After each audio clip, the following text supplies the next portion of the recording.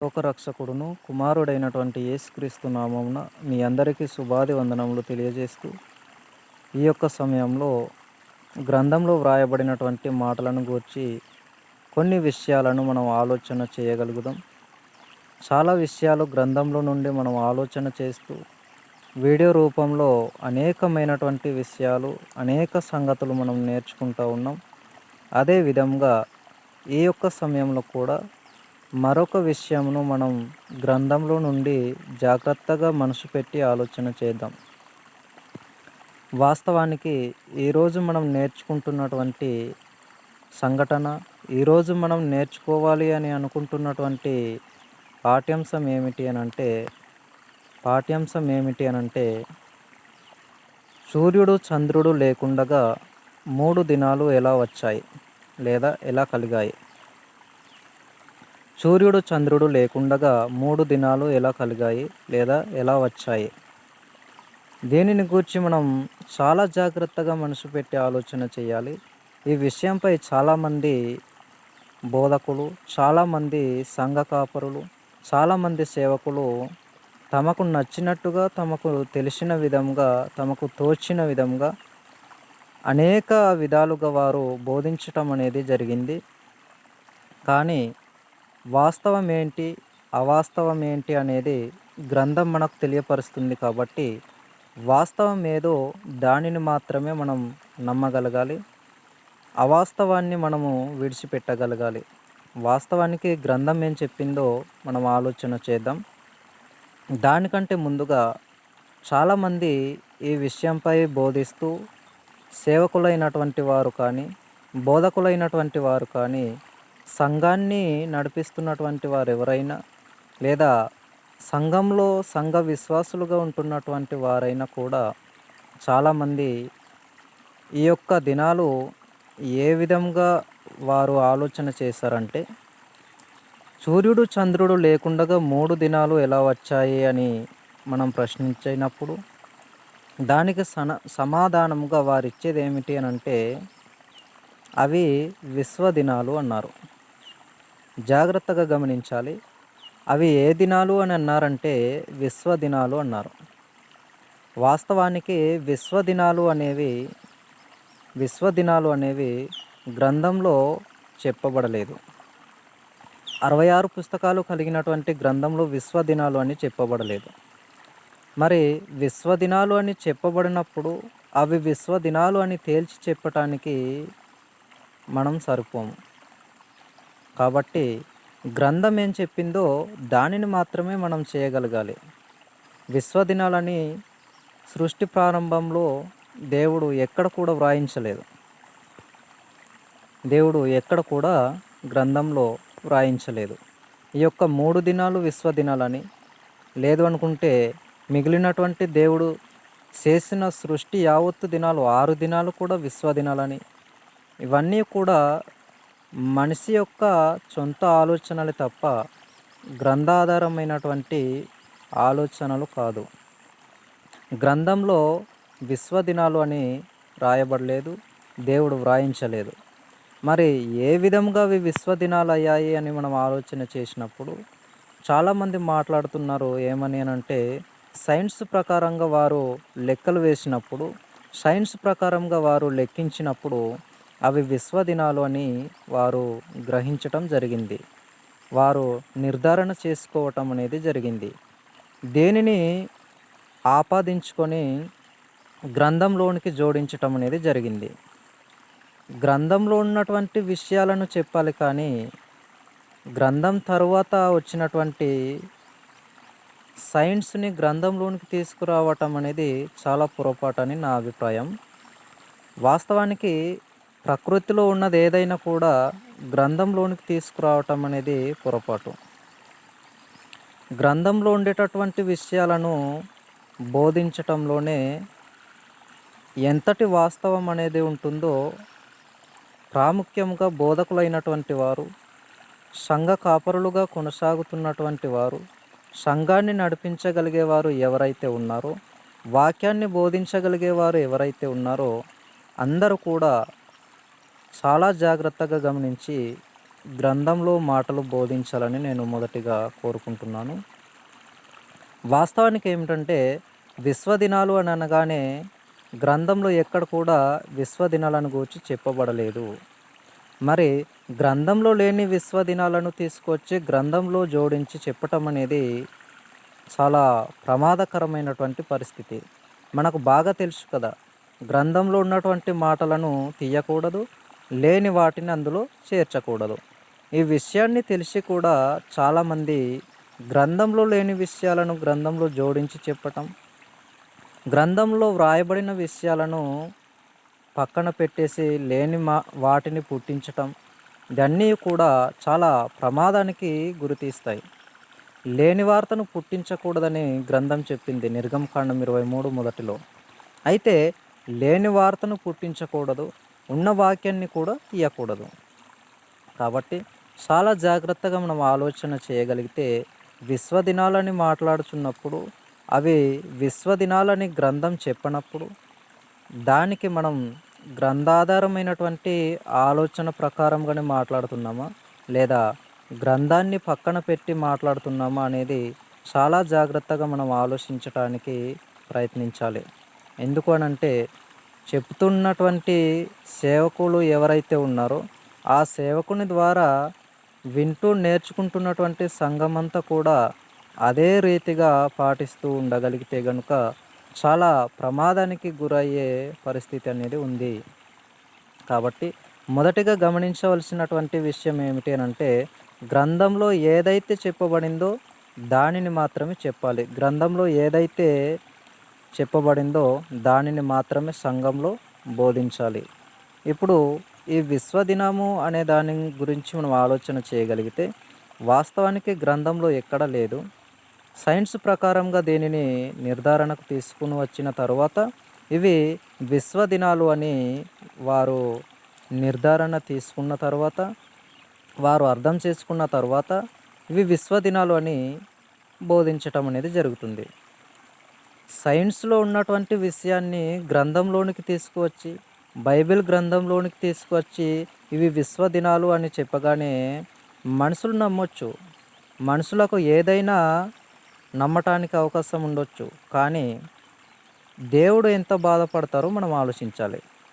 లేని విషయాన్ని మాట్లాడుతుంటే, లేని విషయాన్ని గ్రంథంలో ఉన్నట్టుగా బోధిస్తుంటే దేవుని మనసు ఎంతగా బాధపడుతుందో దేవుని సేవకులుగా, దేవుని పరిచర్యను కొనసాగిస్తున్నటువంటి వారంగా మనము చాలా జాగ్రత్తగా ఆలోచన చేయాలి.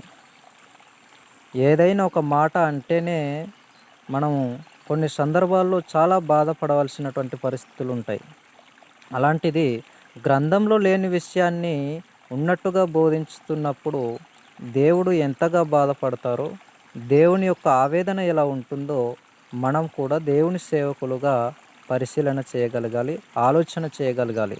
ఇప్పుడు గ్రంథంలో నుండి మనం ఆలోచన చేయగలిగితే ఆదికాండము 14వ అధ్యాయము 19 వచనాల వరకు దేవుడు చేసినటువంటి సృష్టిలో సూర్యుడు, చంద్రుడు, నక్షత్రాలు అనేవి మనకు కనిపిస్తాయి.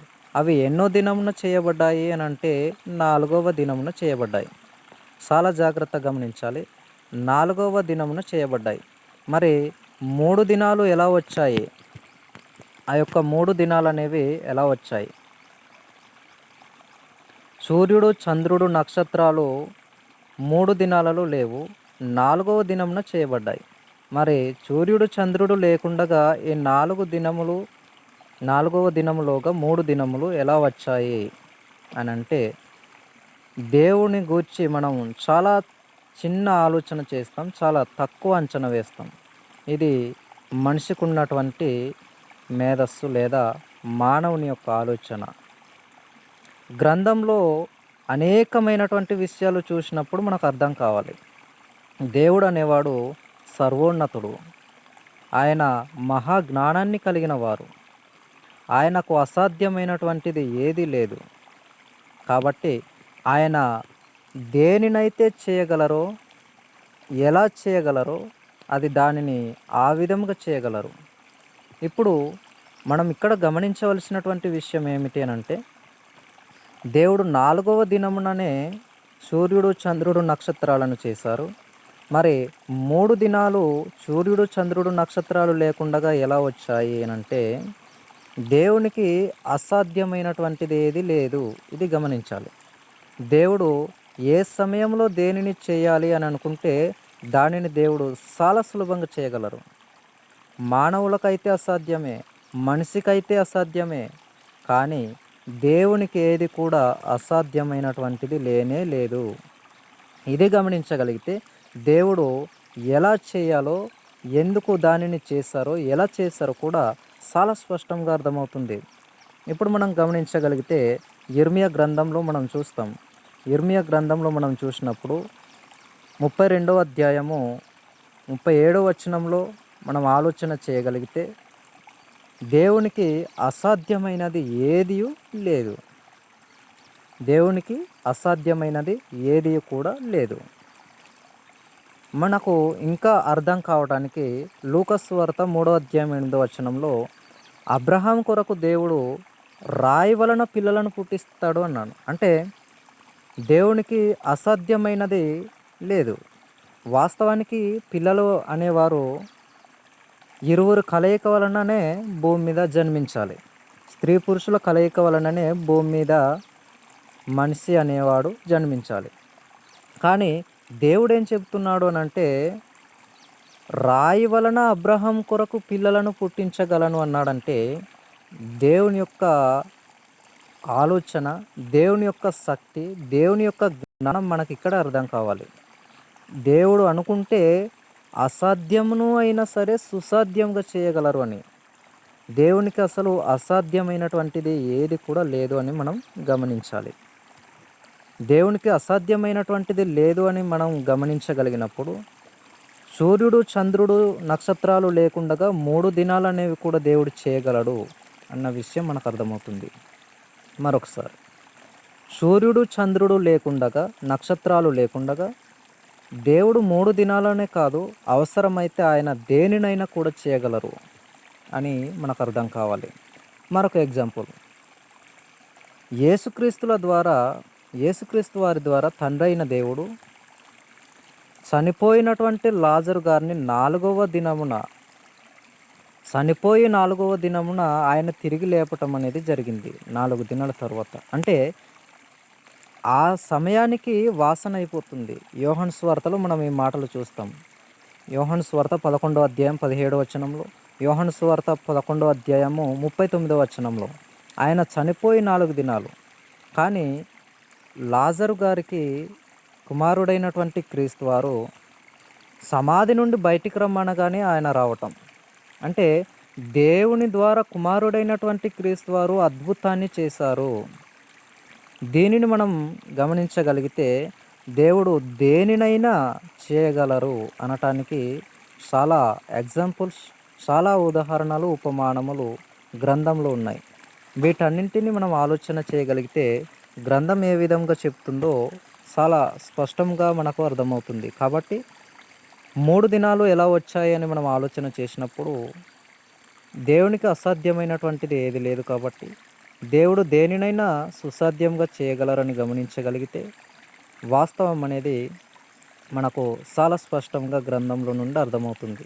కాబట్టి ఈ యొక్క విషయాన్ని వింటూ చాలా జాగ్రత్తగా ఆలోచన చేస్తూ గ్రంథంలో ఉంటున్నటువంటి అనేక విషయాలు గమనించవలసినదిగా ఈ యొక్క వీడియోను వీక్షిస్తున్నటువంటి వారందరికీ, సేవకులైనటువంటి వారందరికీ, సంఘముగా ఉంటూ విశ్వాసులుగా కొనసాగుతున్నటువంటి వారందరికీ నేను హెచ్చరిస్తూ ఈ మాటల ద్వారా మీకు తెలియపరచడం అనేది జరుగుతుంది. ఈ యొక్క యూట్యూబ్ ఛానల్ ద్వారా వింటున్నటువంటి ప్రతి ఒక్కరు కూడా ఈ యొక్క మాటలను అపార్థం చేసుకోకుండా జాగ్రత్తగా అర్థం చేసుకుంటూ, గ్రంథం ఏ విధంగా చెప్పిందో, గ్రంథంలో ఏ విధమైనటువంటి విషయాలైతే ఉన్నాయో వాటిని జాగ్రత్తగా అర్థం చేసుకుంటూ, గ్రంథంలో చెప్పనటువంటి విషయాలను బోధించటం కాకుండా, గ్రంథం ఏదైతే చెప్పిందో గ్రంథంలో ఉన్నటువంటి విషయాలనే జాగ్రత్తగా సంఘానికి తెలియపరచాలని సేవకులుగా ఉంటున్నటువంటి ప్రతి ఒక్కరిని కూడా నేను కోరుకుంటున్నాను. సంఘంలో సంఘ విశ్వాసులుగా ఉంటూ వింటున్నటువంటి వారికి కూడా మీరేమి వినుచున్నారో జాగ్రత్తగా చూసుకొనుడి అని గ్రంథం చెప్పింది. కాబట్టి మనం జాగ్రత్తగా వినగలిగే వారందరం కూడా చక్కగా వింటూ గ్రంథాన్ని పరిశీలన చేయగలిగే వారిగా ఉంటూ దేవుడు దేనినైతే చేయమన్నారో దానిని చేయగలుగుతూ గ్రంథంలో లేని విషయాలను విడిచిపెట్టాలని మీ అందరికీ కూడా తోటి సేవకునిగా నేను మీ అందరిని కూడా కోరుతూ ఉన్నాను. అయితే వాస్తవానికి ఈ విషయాన్ని జాగ్రత్తగా ఆలోచన చేయాలి. చాలామంది దీనిని అపార్థం చేసుకుంటున్నారు. విశ్వదినాలని మాట్లాడటం అనేది గ్రంథంలో లేని సంఘటన. గ్రంథంలో అసలు విశ్వదినాలు అని చెప్పలేదు. గ్రంథంలో విశ్వదినాలని కూడా రాయబడలేదు. కాబట్టి అవి విశ్వదినాలు కావు. దేవుడు దేనినైతే చేయాలి అని అనుకుంటే దానిని అసాధ్యంగా మనిషికి అనిపించిన దేవునికి సుసాధ్యమే. కాబట్టి దేవుడు ఏ విధంగా దానిని చేయగలరో ఆ విధంగా దానిని చేయగలరు.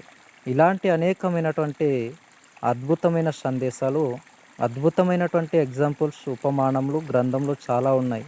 మీకు అర్థం కావటానికి ఒక 2 ఎగ్జాంపుల్స్ మాత్రమే నేను మాట్లాడాను. మీకేమైనా సందేహాలు ఉంటే నా యూట్యూబ్ ఛానల్లో మీరు కామెంట్స్ చేయవలసిందిగా కోరుకుంటూ ఈ మాటలు ముగిస్తూ ఉన్నాను. అందరికీ వందనాలు.